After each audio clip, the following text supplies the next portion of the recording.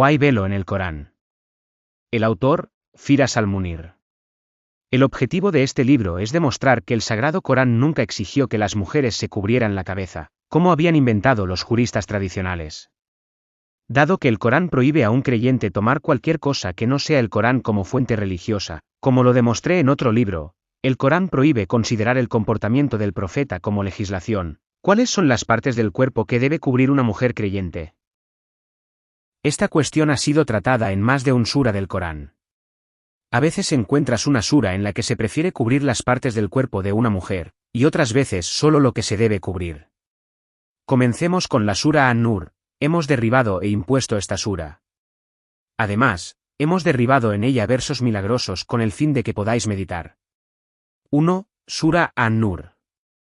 La frase «nosotros derribamos» vino en forma plural porque es el dicho del Supremo Consejo Asesor Celestial, que entre sus especialidades están los asuntos relacionados con las leyes físicas del universo. Desde este aspecto, representa las más altas capacidades posibles de los seres humanos cuando alcancen algún día los más altos niveles de desarrollo científico. Según la jerga coránica, derribar la cosa originalmente perteneciente a la metafísica la hace perceptible. Aplicar eso al contexto de estos versículos nos dice que cuando una persona estudia los resultados de implementar los mandamientos sexuales del Corán, puede descubrir la idoneidad de estos mandamientos para la naturaleza de la realidad sexual. Siempre que los medios sean lo suficientemente avanzados científicamente. Eso es lo que expliqué en detalle anteriormente en YouTube. Derribar no está dirigido a un grupo específico, como aparece en el siguiente versículo: hicimos bajar hierro, que da mucha fuerza y beneficios a la gente. 25. Sura Al-Hadid. El Consejo Consultivo Supremo ha permitido que el hierro exista en la Tierra en su forma física percibida y no solo como una energía que no vemos para que las personas puedan descubrir y aprovechar este metal. Dado que bajar el hierro no se dirige a un grupo en particular, el verbo aquí permanece sin dirección. Por la misma razón, la frase «trajimos esta sura» se mencionó en el primer verso de Sura An-Nur para describir la sura en general. Eso significa que todos entenderán el significado de este sura, ya sean creyentes o incrédulos. Sin embargo, nos encontramos en el siguiente verso de la misma sura con el mismo verbo dirigido de la siguiente manera: te trajimos abajo, versos indudables. 34. Sura An-Nur. El verbo vino esta vez específicamente a los creyentes ya que todos los versículos entre el primer versículo y este versículo son mandamientos dirigidos a la comunidad de creyentes porque solo aquellos que creen que estos versículos vienen de su Señor los implementarán. Luego vino el siguiente verso: bajamos versos indudables. 46. Nuevamente, el verbo aquí no está dirigido porque los versículos anteriores están libres de mandamientos y hablan de las leyes físicas del universo, las cuales no están dirigidas a un grupo específico de personas. Vale la pena señalar que el adjetivo indudable y el adjetivo milagroso, que se mencionaron en los versos anteriores, ambos en el idioma árabe derivan de una raíz lingüística, que es la claridad, excepto que el primero consta de 6 letras y el segundo de 5. En el lenguaje del Corán, claridad en el primer adjetivo significa claridad de realidad, mientras que en el segundo, claridad de fuente. La claridad de la realidad en el primer adjetivo confirmó que el atributo es genuino al 100%. Es decir, no es una metáfora o un significado relativo. Eso es lo que yo llamo el adjetivo saturado, como por ejemplo, Moisés dijo: «Oh Faraón, soy un mensajero del Señor de los mundos», así que arrojó su bastón, y entonces era una serpiente indudable. 104, 107, Sura Al-Arraf.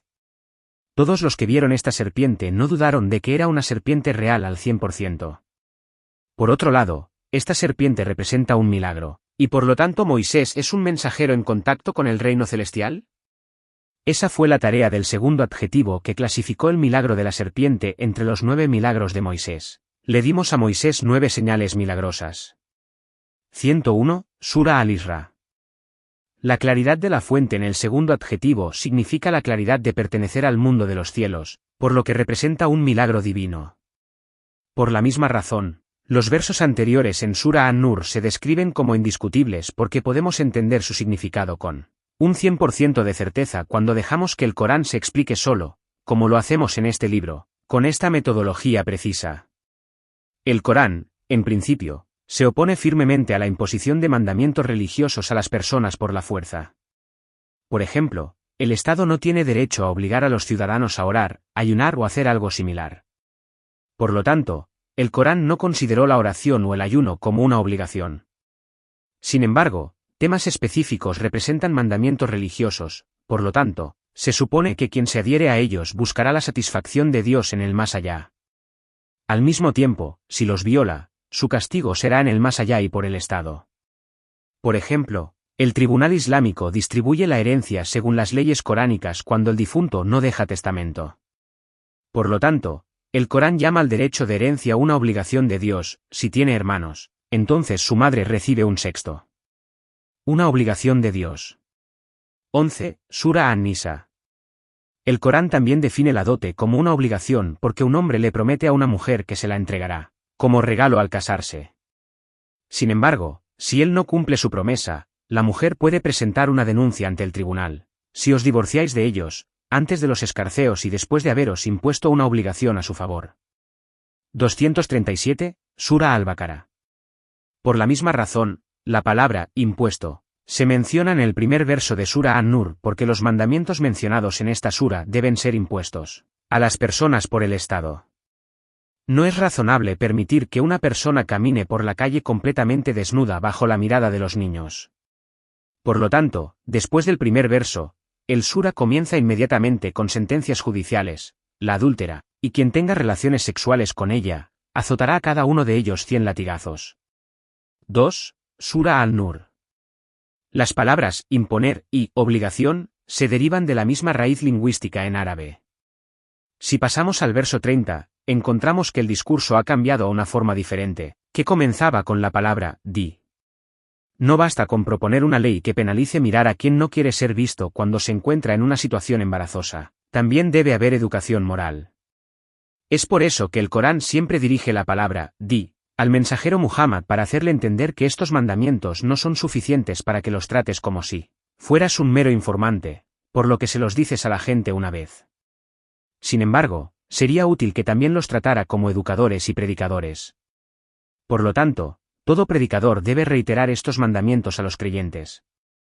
En cuanto a la frase, dile a los creyentes que bajen de su percepción visual, el acto de bajar aquí se mencionará con la voz en dos casos: haz que tu caminar sea decidido, y más bajo desde tu voz. 19. Sura Luqman. Aquí el acto de bajar va acompañado de la preposición, desde. Los que bajan la voz en presencia del mensajero de Dios. 3. Sura Al-Hujurat. Mientras que aquí, el acto de bajar no va acompañado de la preposición, desde. Porque el primer verso habla de tu comportamiento en la vida en general, pues hay un caso en el que no debes levantar la voz, cuando alzar la voz es perjudicial para las personas. Por ejemplo, levantar la voz en algunas situaciones indica arrogancia, como lo hacen algunos acosadores cuando levantan la voz para demostrar que son fuertes y asustan a las personas. Levantar la voz en tales situaciones estaba prohibido por el primer verso, y por lo tanto, el verso anterior decía: a Aya no le gustan todos los orgullosos arrogantes. 18, Sura Luqman. En otros casos, levantar la voz puede ser útil para las personas, como gritar para advertir a los padres que su hijo está a punto de caerse. La preposición, desde, no se menciona cuando los creyentes se reúnen alrededor del mensajero en el segundo verso. Porque no es correcto que un creyente levante la voz en presencia del mensajero. Independientemente de si era una expresión de arrogancia o incluso con un propósito útil. Aquí, la cortesía es más importante que obtener algunos beneficios. En la jerga coránica, la preposición desde hace que el significado de la rebaja sea moral, mientras que sin ella, la rebaja es fisiológica. Dado que el mandato de bajar la percepción visual viene con la preposición desde, significa no mirar a las personas en un estado en el que no les gusta que las vean. Por ejemplo, si vas caminando por la calle, no es correcto detenerse en una casa y observar a sus habitantes. Por lo tanto, los 3 versos que precedieron a este mandato hablaban de las reglas de comportamiento dentro del barrio. Algunos de los que no meditaron en el Corán, explicaron la disminución de la percepción visual diciendo: el creyente debe bajar un poco el espacio entre sus 2 párpados cuando vea a una mujer que muestra partes prohibidas de su cuerpo mientras camina por la calle. Esta interpretación es incorrecta porque el versículo anterior no se trataba de la visión sino de la percepción visual. El Corán distingue claramente entre el ojo y la percepción visual en muchos versículos, entre ellos, Hemos hecho del infierno un lugar adecuado para muchos seres humanos y extraterrestres. Tienen ojos por los cuales no perciben visualmente. 179, Sura Al-Arraf. Para lograr la percepción visual, los humanos necesitan los ojos como medio. Sin embargo, algunos tienen dos ojos y necesitan darse cuenta de lo que deben percibir a través de ellos. Podrían haber utilizado los medios para lograr un mejor resultado. Ven pero necesitan darse cuenta de lo que ven para llegar a la verdad. Lo mismo para el verso que habla de bajar de la voz porque no dice, baja, de, tu boca, sino que habla del resultado, que es la voz, no el medio. El verso te advierte que la costumbre social clasifica como maldad dirigir tu mirada a las personas. Eso es lo único prohibido en el Corán con respecto a mirar. Sin embargo, si a alguien no le molesta mirarlo, entonces no te equivocas. Incluso si miras las partes prohibidas de su cuerpo, mientras el /ella se exponga intencionalmente, el /ella será castigado en el más allá, no tú. Si continuamos leyendo el versículo 30, encontramos que dice: deben proteger sus órganos genitales. 30, Sura Al-Nur. Dado que el discurso anterior y posterior a esta oración está relacionado con la mirada, significa que los hombres deben mantener sus partes íntimas alejadas de la mirada, a saber, el pene, el escroto y el ano. Estas partes deben protegerse por completo, según los tipos de protección de los genitales explicados en mi libro, La verdad de la oración en el Corán. Ni siquiera se le permite usar ropa ajustada que describa el contorno del pene y el escroto. En cuanto al verso que viene después de este verso, es específico para las mujeres, y decirle a las mujeres creyentes que bajen de su percepción visual y protejan sus órganos genitales. 31, Sura An-Nur. Las mujeres aquí tampoco deben violar la privacidad de las personas con apariencias inapropiadas. Además, no es correcto que usen ropa ajustada que muestre los detalles de su órgano genital, es decir, la vulva. Sin embargo, el verso hizo el asunto más detallado sobre ellos a través de la frase, y no expongan sus objetos de valor, que algunos interpretaron como diciendo que las mujeres deben esconder sus joyas de los ojos. Otros afirmaron que tuvo que ocultar las partes de su cuerpo donde usaba estas joyas. La verdad es que ambas interpretaciones son incorrectas porque las joyas, como collares, anillos, pulseras y similares, son lo que el Corán llama joyas, no objetos de valor. Él es quien ha hecho el mar propicio para que comáis carne fresca y os saque las joyas que lleváis. 14, Sura An-Nahl. De lo que queman en el fuego para obtener joyas. 17, Sura Al-Ra'd. Los dos mares no son de una misma naturaleza. Y tú sacas joyas que llevas. 12, Sura Fatir. Por lo tanto, quien se cría entre joyas no es hábil en el arte del diálogo. 18, Sura Al-Zukhruf. En la jerga coránica, los objetos de valor son una cosa y las joyas son otra. Para entender los objetos de valor, primero debemos entender los bolsillos, que se mencionan en el mismo versículo de la siguiente manera, y que se cubran los bolsillos con su ropa. Esta frase indica que tapar los objetos de valor es tapar los bolsillos. La frase, y no expongan sus objetos de valor, se menciona dos veces en este versículo. Después del primero estaba el permiso para cubrir los objetos de valor de las mujeres, incluso con ropa ajustada. Después del segundo había personas a las que se les permitía ver estos objetos de valor sin ropa. Los bolsillos en árabe tienen múltiples significados, pero todos convergen en un significado al final, incluyendo el bolsillo del pantalón y todo lo que representa una planitud entre dos cosas prominentes. Además, en el Diccionario de Estándares Lingüísticos, el análisis en profundidad de todas las raíces lingüísticas de las que es probable que se derive la palabra bolsillo indica que están relacionadas con cavar y agujeros o recolectar y contener. Entonces, lo que puede contener algo debe ser más como un agujero o un vacío, para que haya espacio para algo más. Por lo tanto, todos los significados se relacionan en última instancia con el agujero o el espacio entre dos cosas. Incluso en la jerga coránica, encontramos el mismo significado en los siguientes versos: los tamuds, que cavaron las rocas en el valle para tallarlo. 9. Sura Al-Fajr. Uno de ellos dijo: no mates a Yusuf, y tíralo a las profundidades del pozo. 10. Sura Yusuf. Mete la mano en el bolsillo. 12. Sura An-Naml. Pase la mano por el bolsillo. 32. Sura Al-Qasas. El bolsillo aquí, Si no fuera un agujero como todos los bolsillos de la ropa, no habría podido meter la mano en él, porque la inserción está entre dos cosas prominentes. Por lo tanto, los valores de la mujer son el espacio entre los senos y entre las nalgas que se extiende a toda la vulva. Por lo tanto, las partes a cubrir son las nalgas, la vulva, el espacio entre ellas y los senos.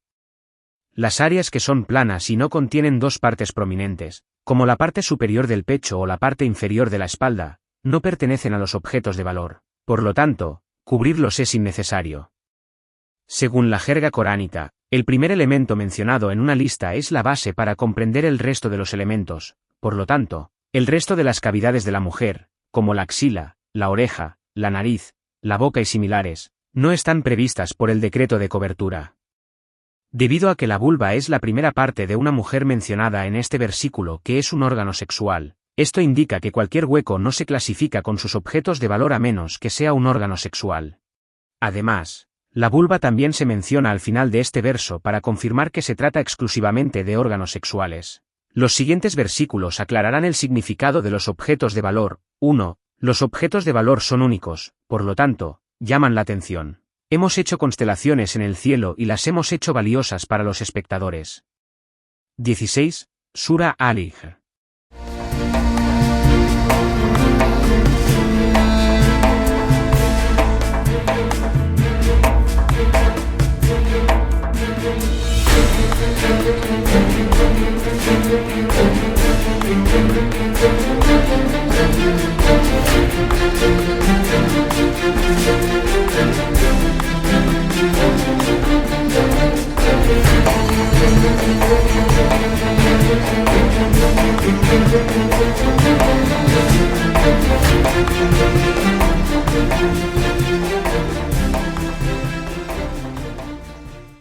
Los objetos de valor aquí atraen al espectador por su distinción de lo que los rodea.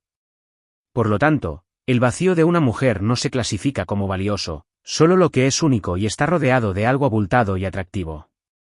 2. Para distinguirse de lo plano, hemos convertido lo que hay en la tierra en objetos valiosos de la tierra, y lo haremos plano como el desierto. 7. 8. Sura Al-Kahf. Cualquier objeto sobre la superficie de la tierra se considera uno de los objetos de valor de la tierra. Sin embargo, cuando llegue ese día, la superficie de la tierra se volverá plana y parecerá un desierto, sin vegetación ni fuente de vida. Por lo tanto, dado que el antebrazo, el húmero, la pierna y otras partes son órganos planos y sin rasgos distintivos, no se clasifican como objetos de valor. 3. Ser símbolo de una fuerza seductora, Señor nuestro. Le diste al faraón y a su séquito, que podrían desviar a la gente de tu camino, objetos de valor y dinero en la vida de este mundo. 88. Sura Yunes. Los objetos de valor que poseía Faraón diferían del dinero, así que la conjunción los separaba.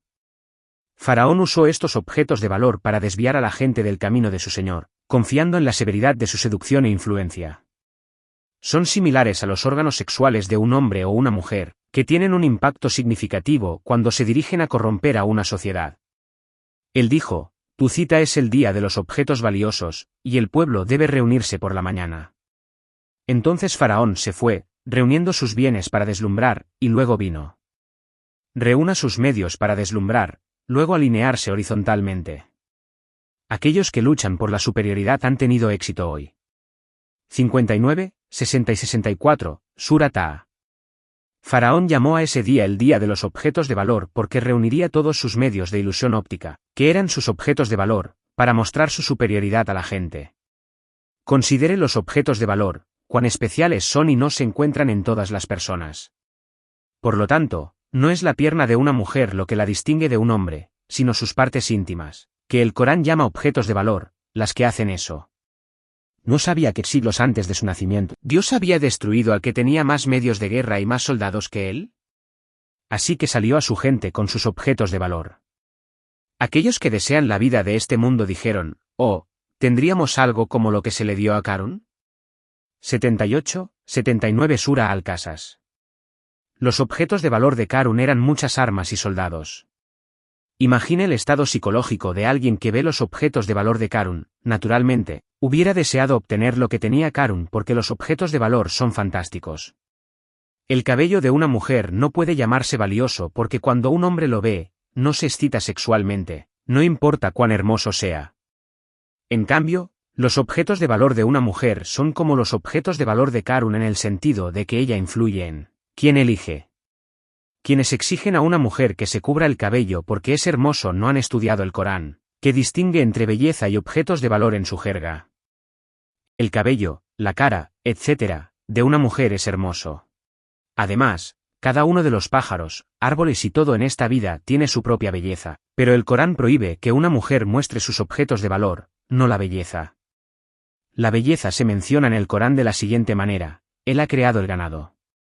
Su hermosura te hace feliz cuando descansan y cuando los sueltas, además, caballos, mulas y burros para montar y objetos de valor. 5, 6 y 8, Sura An-Nahl.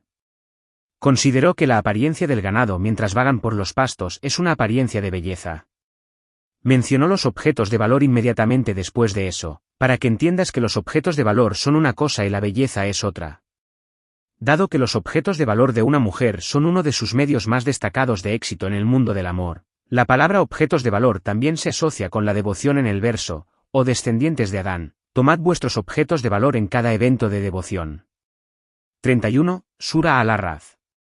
Expliqué en mi libro, La verdad de la oración en el Corán, que la devoción tiene múltiples significados, que incluyen, devoción durante la oración. Una devoción que sigue el camino del trabajo de los ángeles en este universo para comprender sus leyes para que podamos realizar invenciones científicas, por ejemplo. Por lo tanto, el verso pide a las personas que se armen con las capacidades que se adaptan a cada situación.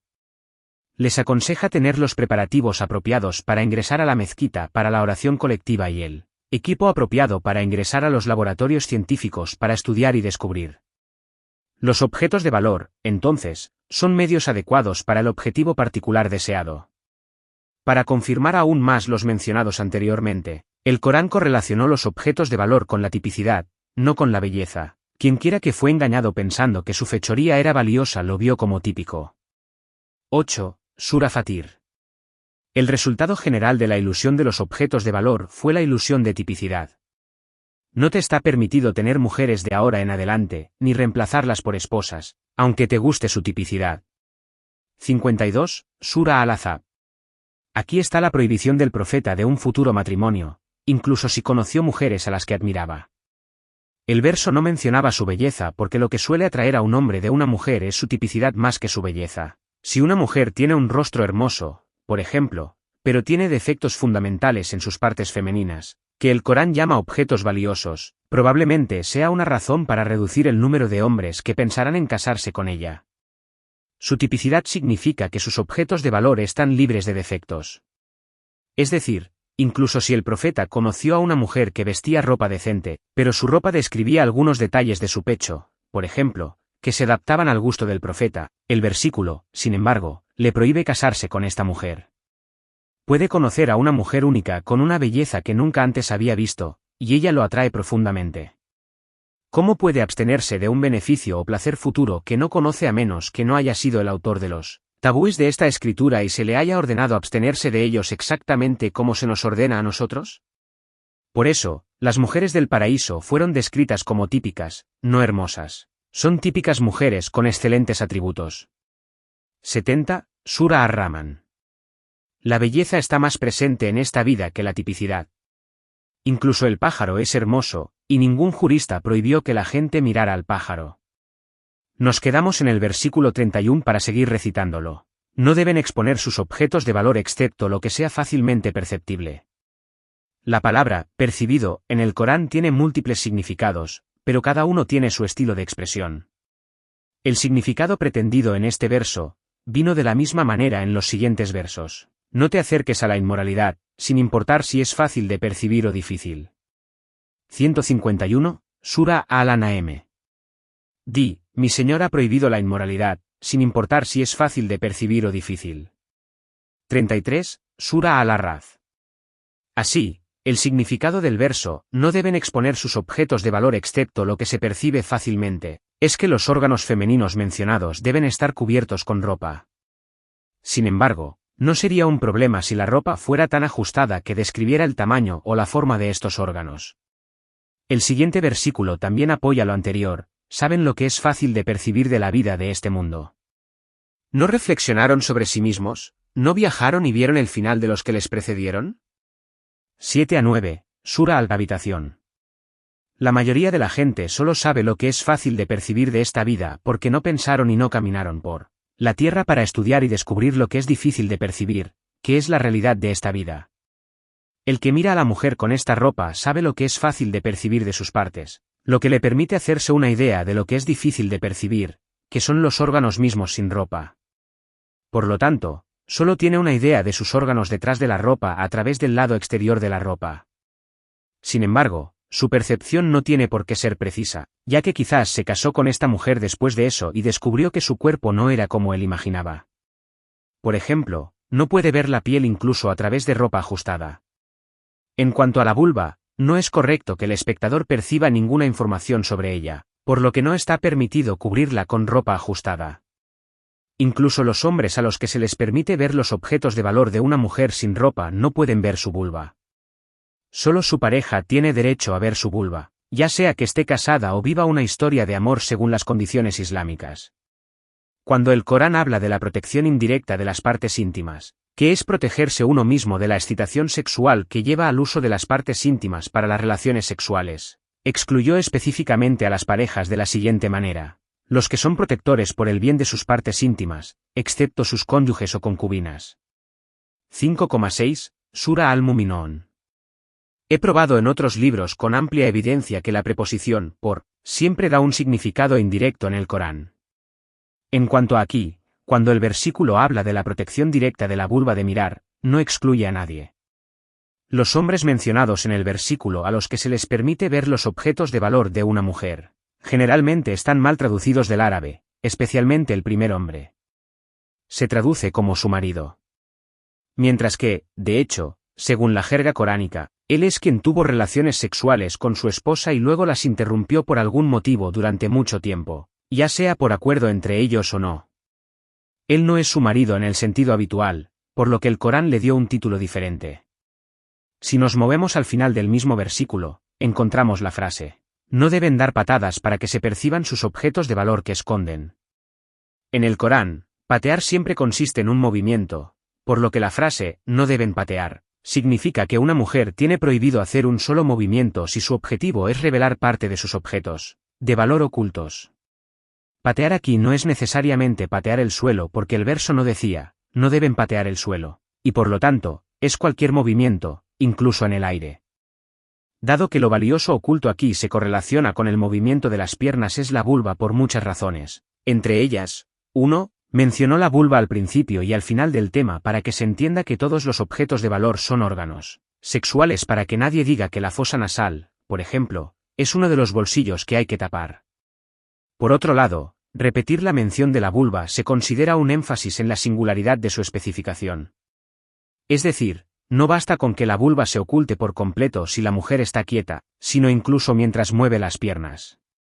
2. La protección de la vulva mencionada en el verso es su ocultación.